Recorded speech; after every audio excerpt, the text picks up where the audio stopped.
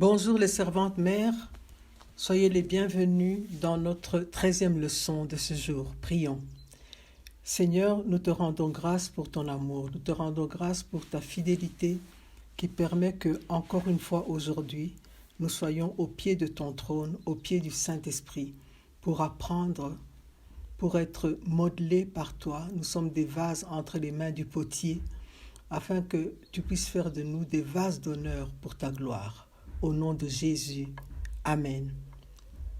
Soyez les bienvenus et je suis vraiment honorée, c'est maman Emmanuel Mouteba ici, je suis vraiment honorée par la qualité de vos interventions. Je bénis le Seigneur pour les questions, je bénis le Seigneur pour les réponses qui ont été données. Vraiment, nous sommes en train de croître et de nous enrichir. Le Seigneur est en train de nous enrichir, que la gloire lui revienne. Il y avait une première question concernant le péché de l'aîné, du père spirituel ou du pasteur. Nous allons en parler dans cette leçon parce que le titre de cette leçon, c'est la résolution des conflits. Il y a eu beaucoup de questions relatives à la résolution des conflits et j'espère que pendant ces 2 ou 3 sessions qui seront consacrées à la résolution des conflits, nous trouverons des réponses et des directions claires pour nos vies. Venons-en aux vêtements sacerdotaux. Je suis tout à fait d'accord avec l'analyse faite par la dernière intervenante. Je pense que c'est apôtre Esther. Et je voudrais ajouter quelques autres fondations à cette réponse. Dans l'Ancien Testament, Exode chapitre 28, verset 2, Exode chapitre 28, verset 2, donc dit « Tu feras à Aaron ton frère des vêtements sacrés pour marquer sa dignité et pour lui servir de parure. » Donc Dieu prescrit des vêtements pour mettre Aaron à part, pour que lui, Dieu, puisse voir qu'il est mis à part pour lui, et aussi pour que les autres voient sa parure et qu'ils sachent que celui qui s'habille comme ça, c'est celui qui doit offrir des sacrifices pour nous devant Dieu. Parce que les autres n'étaient pas des sacrificateurs, il fallait qu'il y ait une différence. Dans le Nouveau Testament, nous lisons dans 1 Pierre chapitre 2, verset 5, nous lisons ceci. « Et vous-même, comme des pierres vivantes, édifiez-vous pour former une maison spirituelle, un saint sacerdoce, afin d'offrir des victimes spirituelles agréables à Dieu par Jésus-Christ. » Pierre s'adresse à tous les croyants. Tous ceux qui sont en Jésus-Christ sont des pierres d'édification de l'Église de Dieu. Et il dit que nous sommes un saint sacerdoce. Donc nous sommes tous des prêtres au service de Dieu et que nous devons offrir des sacrifices spirituels. Un sacrifice, c'est ce que vous amenez à l'autel pour vous connecter à la divinité. Et notre autel, c'est Jésus-Christ. Quels sont les sacrifices que nous amenons pour nous connecter à Jésus-Christ? C'est notre foi. Ce sont nos prières, c'est la louange, l'adoration. Ce sont les œuvres qui glorifient Dieu. Ça, ce sont les sacrifices que nous amenons. Tous, nous sommes des sacrificateurs dans la nouvelle alliance. Alors, comment est-ce que nous nous distinguons? Comment est-ce que Dieu nous voit? Et comment est-ce que les autres doivent nous reconnaître? Quand ils nous voient, ils voient que non, ça, ce sont des sacrificateurs pour Dieu. Lisons dans Galates chapitre 3, verset 27. Galates chapitre 3, verset 27, dit ceci.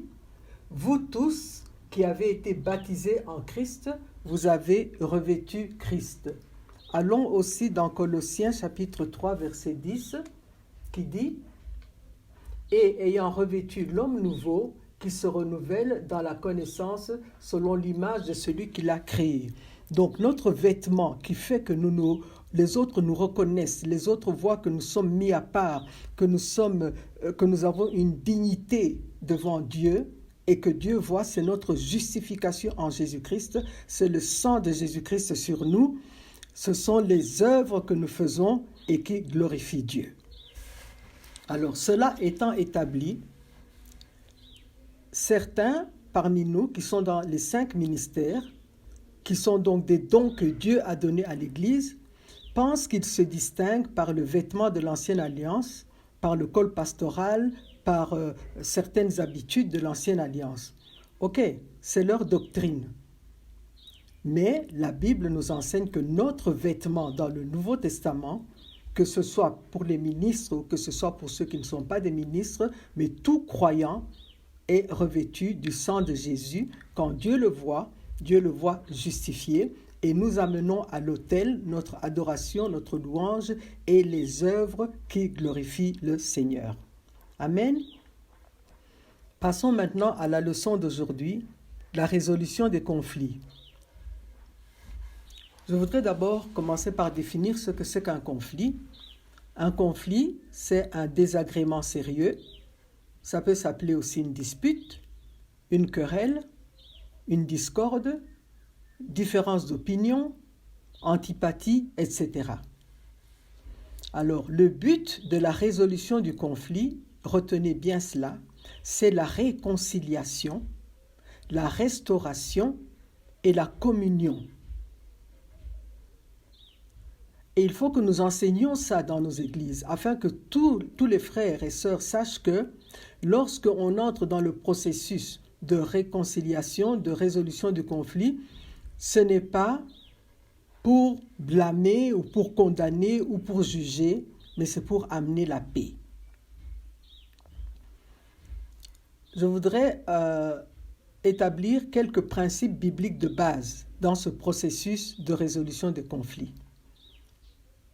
Le premier se trouve dans Hébreux chapitre 12, verset 14. Recherchez la paix avec tous et la sanctification sans laquelle nul ne verra le Seigneur. Recherchez la paix. La paix est génératrice d'unité. Elle n'est pas génératrice d'uniformité. Nous ne devons pas tous penser la même chose ou être uniformes, mais nous devons être dans l'unité. Et l'ennemi hait l'unité, parce que c'est dans l'unité, selon Psaume 133, qu'on a la bénédiction et la vie pour l'éternité. Premier principe donc, c'est rechercher la paix avec tous. Le deuxième principe se trouve dans Jean chapitre 13, verset 35, qui dit « À ceci, tous reconnaîtront que vous êtes mes disciples, si vous avez de l'amour les uns pour les autres. » Il s'agit ici de l'amour agapé, de l'amour sacrifice, et non de l'amour amitié ou du sentiment. Troisième principe se trouve dans Jean chapitre 13, verset 14. C'est là où Jésus-Christ s'est dévêtu de sa dignité et il s'est fait petit devant ses serviteurs pour leur laver les pieds. Et il dit dans verset 14, « Si donc je vous ai lavé les pieds, moi le Seigneur et le Maître, vous devez aussi vous laver les pieds les uns des autres. » Les pieds, c'est là où s'accumule la saleté, les poussières quand on marche. Laver les pieds les uns des autres ou laver les pieds des autres, c'est enlever la saleté qui est le péché. Pour enlever la saleté, nous enlevons notre dignité, nos vêtements, notre grandeur, et nous nous mettons à genoux devant celui qui a péché pour enlever ses péchés, pour l'amener à voir qu'il a des péchés sur lui et qu'il faut s'en débarrasser. Donc il faut de l'humilité quand on approche le processus de résolution des conflits. Dernière fondation que j'aimerais établir avant d'entrer en profondeur, c'est que nous devons connaître le pouvoir de la langue. Jacques chapitre 1 verset 19 nous dit que nous devons être prompts à écouter et lents à parler. Et j'ai lu quelque part quelqu'un qui disait que c'est pourquoi nous avons 2 oreilles et une bouche, pour qu'on puisse écouter plus qu'on ne parle. Amen. Ça, c'est la sagesse. Alors, je vais aborder maintenant la résolution des conflits telle qu'annoncée. Ce que je faisais n'était qu'une introduction. Je vais aborder plusieurs scénarios. D'abord, je vais parler de moi qui ai péché contre mon frère, puis je vais parler de moi qui ai péché contre un groupe de gens, et puis mon frère a péché contre moi, et puis mon frère a simplement péché, pas nécessairement contre moi, et puis je vais parler du péché de l'ancien ou du pasteur ou de mon papa biologique ou de mon père spirituel, Puis je vais parler du conflit autour des opinions administratives, des différences de personnalité, etc. Donc nous commençons par le commencement. C'est moi qui ai péché envers mon frère. J'ai fait du mal à mon frère. J'ai attristé mon frère. Matthieu chapitre 5, versets 23 à 24 dit ceci. Si donc tu présentes ton offrande à l'autel et que là tu te souviennes que ton frère a quelque chose contre toi, laisse là ton offrande devant l'autel et va d'abord te réconcilier avec ton frère, puis viens présenter ton offrande. Va et puis viens. Comme je l'ai dit tout à l'heure, l'offrande, c'est ce qu'on apporte à l'autel pour entrer en connexion avec la divinité. Ce sont nos prières, nos louanges, nos œuvres qui glorifient Dieu, etc. Alors, le fait d'aller, c'est qu'on prend la responsabilité. On sait qu'on est responsable devant Dieu, on est responsable devant les hommes, on prend la responsabilité. Même si la personne n'a pas réagi, mais on sait qu'on lui a fait du mal. La personne s'est peut-être tue, elle s'est éloignée, mais dans le fond, le Saint-Esprit nous convainc que nous avons fait du mal à quelqu'un. Il faut aller. Mais il ne faut pas se présenter là-bas avec des si. Si tu n'avais pas fait ceci, je n'aurais pas fait cela. Souvenez-vous de l'histoire de la paille et de la poutre. Tu as fait du mal à quelqu'un parce que tu as vu de la poutre dans son œil. Mais tu as vu la paille, qu'il y avait dans son œil. Mais quelle est la poutre qui est dans la tienne? La personne à qui tu as fait du mal est peut-être complètement innocente, ou bien elle a fait aussi du mal. Mais tu as vu la paille qu'il y avait dans son œil et tu n'as pas vu la poutre qu'il y avait dans ton œil.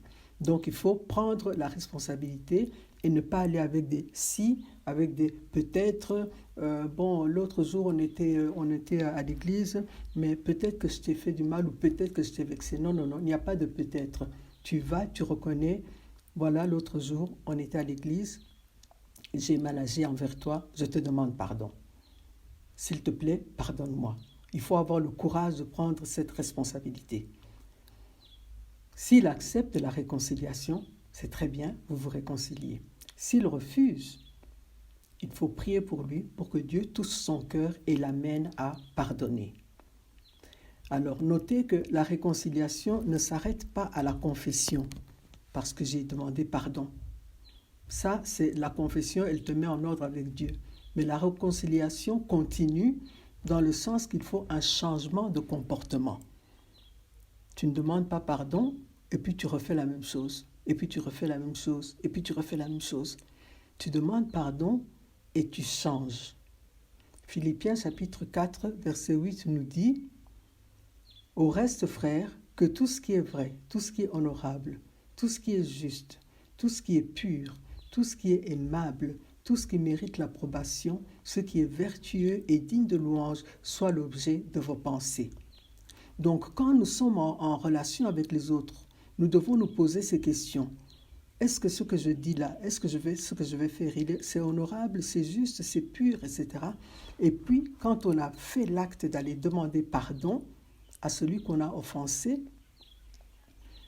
on change et on regarde son comportement vis-à-vis de la parole de Dieu. Mais non, comment est-ce que je vais changer mon comportement? Il doit devenir honorable, juste, pur, aimable, etc. Et c'est seulement après avoir fait cela qu'on peut venir maintenant devant l'autel de Dieu, offrir son sacrifice, prier et adorer. Si tu n'es pas en ordre avec ton prochain, ta prière ne sera pas acceptée. Ta prière ne sera pas acceptée. Quand on parlera de la Sainte Seine, on en parlera aussi. Parce qu'il y a des gens qui prennent la Sainte Seine d'une façon indigne, avec des problèmes avec les autres. Et ils s'attirent des malédictions. Donc, il faut se réconcilier avec son frère si dans ton cœur, tu es convaincu, le Saint-Esprit t'a touché, t'a dit tu as vexé quelqu'un, tu as humilié quelqu'un, tu as mal fait. Amen. Deuxième scénario, j'ai fait du mal à un groupe de gens. Par exemple,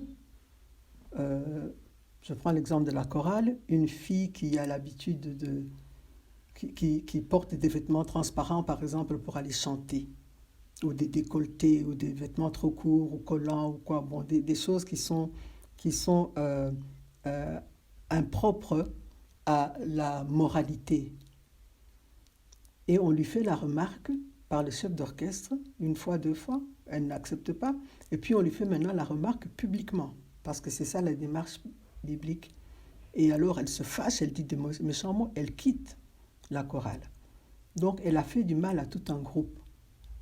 Quand elle va être convaincue qu'elle a fait du mal, il faut qu'elle revienne et qu'elle demande pardon à tout le groupe. Et ça, c'est aussi valable pour tous les conducteurs, surtout les conducteurs, parce qu'ils croient qu'ils sont au-dessus et qu'ils ne peuvent pas s'humilier devant les autres. C'est aussi valable pour des parents. Supposons que tu es un parent, tu vas au travail, tu reviens, tu es fatigué, tu es énervé, les enfants viennent autour de toi, maman, papa, etc., etc. Et puis, ils veulent jouer avec toi, et puis tu te fâches, laissez-moi tranquille, etc. Laissez-moi tranquille, je suis fatigué. Vous voyez pas, vous êtes là à la maison à ne rien faire, moi je rentre du travail, je suis fatigué, laissez-moi tranquille.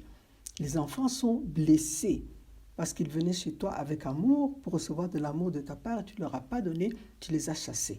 Le Saint-Esprit va te convaincre que tu as mal fait. Il faut appeler les enfants et leur demander pardon. Combien de pasteurs ont déjà vexé leurs anciens dans des réunions? Combien de pasteurs humilient leurs anciens? Mais après, ils ne demandent pas pardon. Ils continuent à travailler et les gens autour d'eux grandissent avec des blessures. Ce n'est pas bien. Il faut écouter le Saint-Esprit parce que le Saint-Esprit parle. Nous a été donné pour nous convaincre du péché, de la justice et du jugement. Chaque personne qui est née de nouveau a cette voix en lui qui va lui dire ce que tu as fait n'est pas bien. Eh bien, il faut écouter et obéir et aller prendre sa responsabilité en tant qu'enfant de Dieu devant le Seigneur, se mettre en ordre avec son frère. Et parce qu'on s'est mis en ordre avec son frère ou avec sa sœur, on peut à ce moment-là aller offrir son offrande à l'autel. Amen. Alors, le point suivant, mon frère a péché. Nous trouvons cela dans Matthieu chapitre 18. Mais il y a d'autres versions qui disent mon frère a péché contre moi. Si ton frère a péché, je vais lire ça. Matthieu chapitre 15, Matthieu 18, verset 15, pardon.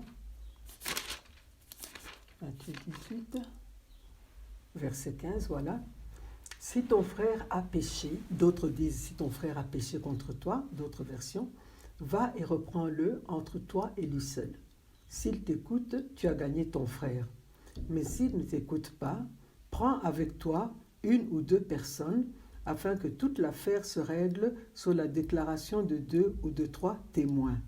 S'il refuse de les écouter, dis-le à l'Église, et s'il refuse aussi d'écouter l'Église, qu'il soit pour toi comme un païen et un publicain.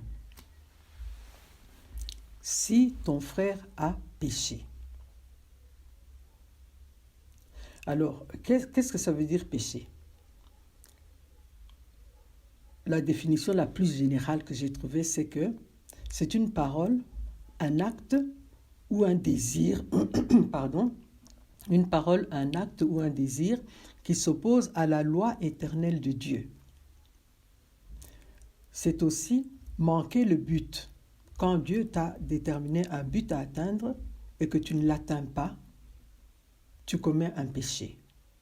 Tu es appelé dans le ministère pour faire telle chose, pour gagner les âmes par exemple, ou bien pour aller implanter des églises dans un village, ou bien pour t'occuper des jeunes filles, ou encadrer les couples mariés, et tu ne le fais pas, tu n'atteins pas ce but, tu commets un péché.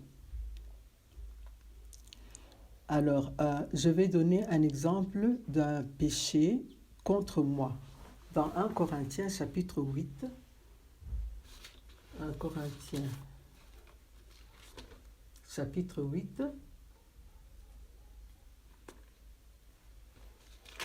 verset 8 à 13.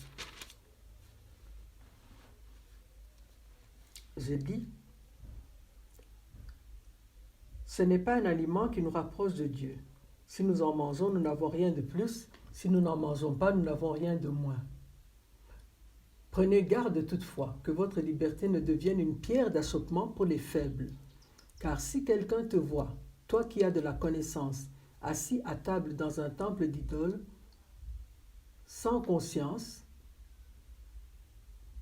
à lui qui est faible, ne le portera-t-elle pas à manger des viandes sacrifiées aux idoles? Et ainsi le faible périra par ta connaissance, le frère pour lequel Christ est mort. En péchant de la sorte contre le frère et en blessant leur conscience faible, vous péchez contre Christ. C'est pourquoi, si un aliment scandalise mon frère, je ne mangerai jamais de viande afin de ne pas scandaliser mon frère. Donc, le fait d'être une pierre d'achoppement contre quelqu'un, pour quelqu'un, si je suis une pierre d'achoppement pour quelqu'un, j'ai péché contre cette personne. Donc, il ne s'agit pas seulement d'un manquement aux 10 commandements.